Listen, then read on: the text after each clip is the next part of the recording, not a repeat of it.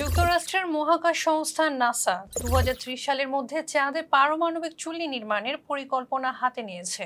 মার্কিন গণমাধ্যমের বরাত দিয়ে বিবিসি জানান, চাঁদের পৃষ্ঠে মানুষের বসবাসের জন্য একটি স্থায়ী ঘাঁটি তৈরি করার মার্কিন উচ্চাকাঙ্ক্ষার অংশ এটি।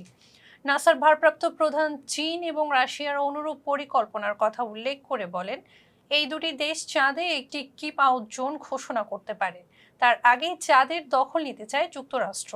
তবে সাম্প্রতিক নাসার বাজেট হ্রাসের কারণে লক্ষ্য এবং সময়সীমা কতটা বাস্তবসম্মত তা নিয়ে রয়েছে প্রশ্ন। কিছু বিজ্ঞানী উদ্বিগ্ন হয়ে বলছেন, পরিকল্পনাগুলো ভূ রাজনৈতিক লক্ষ্য দ্বারা পরিচালিত। বাস্তব কার্যকারিতা উচ্চাকাঙ্ক্ষী প্রশাসন আমলে নিচ্ছে না বলেও অভিযোগ উঠেছে। এদিকে যুক্তরাষ্ট্র, চীন, রাশিয়া, ভারত, জাপান সহ কয়েকটি দেশ চাঁদের পৃষ্ঠে রহস্য অন্বেষণের জন্য তাড়াহুড়ো করছে।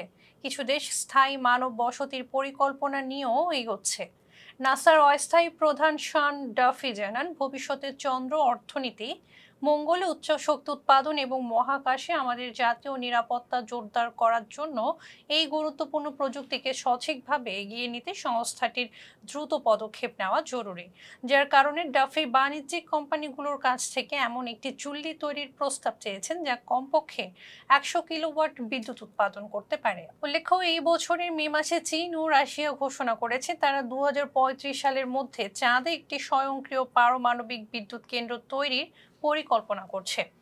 অনেক বিজ্ঞানী একমত যে এটি চন্দ্রপৃষ্ঠে অবিচ্ছিন্ন বিদ্যুৎ সরবরাহের সেরা বা সম্ভবত একমাত্র উপায় হবে। ধারণা করা হচ্ছে যে দেশ সর্বপ্রথম চাঁদে বিদ্যুৎ শক্তির যোগান দিতে পারবে তার একচ্ছত্র আধিপত্য প্রতিষ্ঠা হবে। তাই সুযোগটি হাতছাড়া করতে চাইছে না যুক্তরাষ্ট্র। ফেস দ্য পিপলের সঙ্গে থাকার জন্য ধন্যবাদ।